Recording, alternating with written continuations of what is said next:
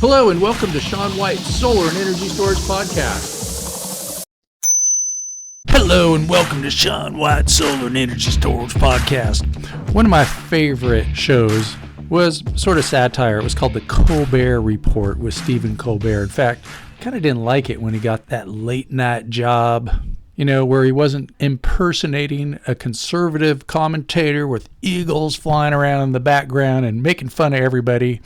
And it was my favorite late night show ever. In fact, I was in the studio audience one time talking to him wearing my cylinder shirt. True story.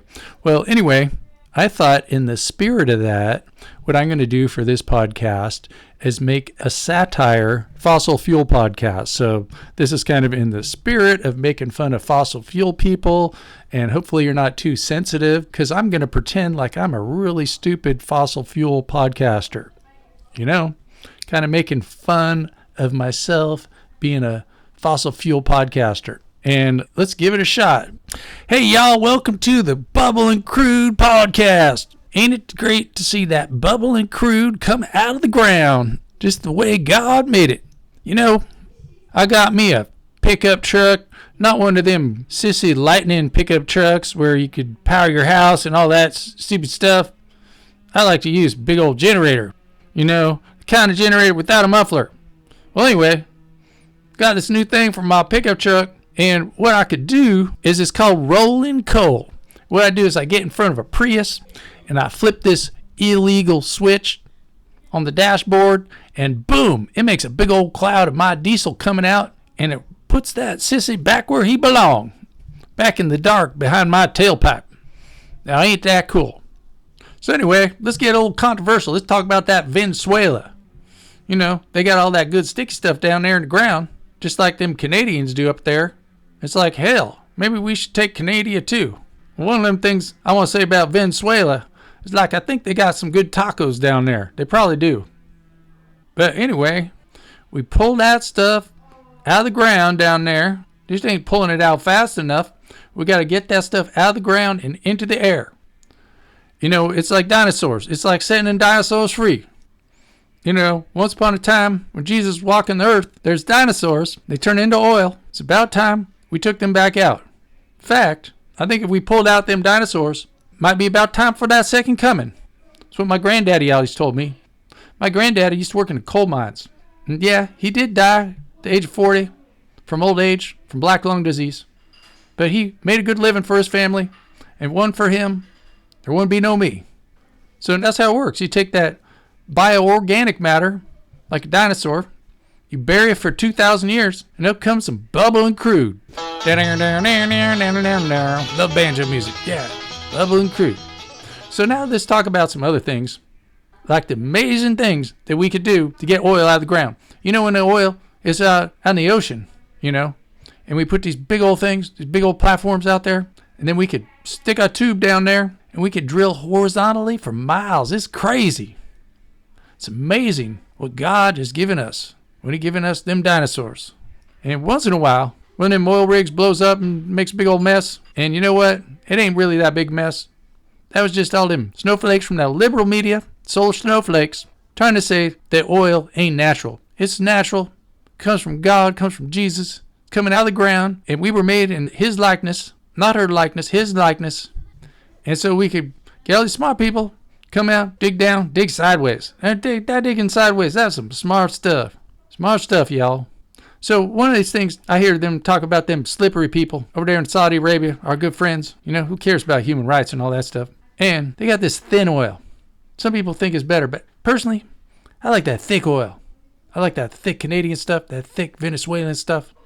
I just like to feel it, I like it to have some consistency. It's better, It might stick to some birds or something, but hell, we got plenty of birds. We interrupt this podcast to bring you information about where you can get coal rolling carburetor carb kits for your large diesel engines. They work for Dodge, they work for Ford, or any good American pickup truck. For the low price of $2,999, you can make your fuel rich at the push of a button and make a big black cloud to show people behind you who's boss. Put them in the dark, and and that makes you in the light. Put the other people down. That makes you feel like a better person. You heard it here first from coal rolling carb kits. All right, back to the show. So let's talk about why oil is good. Why it's good to burn stuff. It's like you look at cavemen, and what make them so good? They can burn stuff. They make fire, and fire is good. It's like make cigarettes, make cigars. I prefer the backwoods smokes myself. Make a campfire, burning stuff. But what's really good is burn dinosaurs. Burn dinosaurs makes people smart. Ain't nothing like that solar snowflakey stuff. You know what I'm talking about? Them old stupid ass solar panels, motherfuckers coming here, making their electricity with them crystals, thinking they were doing magic or some shit. Well, I tell you, there ain't nothing like them solar ass snowflakes. I mean, damn. Trying to say they don't need no sticky stuff coming out of the ground. And you know, I live right next to a oil refinery. And when I smell that sulfury stuff from that sticky fuel that we're refining, cracking that coal, that's some magic science that we're doing there. We put that into our ships. We go across oceans. And I see that smoke go up. See that go up into that Greta's atmosphere. And you know what? I think it's global cooling in what we're having. You know, you get all that thick, sticky stuff up there in the atmosphere. Makes the sunlight not come down there, hit the earth, and make it colder. You know, that's like, I'm as cold as hell right now. Ain't no global warming. It's cold. It's wintertime. That's what I'm talking about. And don't mess me up with none of your science and your graphs and all that kind of crap. It's like, I know what I feel. And you know what? I mean, sea level rising and all that kind of stuff, that ain't that bad. It's like Venice. Everybody loves Venice. They make the whole world Venice. Venezuela. Ha ha. Gets like lots of oil. Ha ha ha. Venice, Italy, Venezuela, whatever. That's some good shit.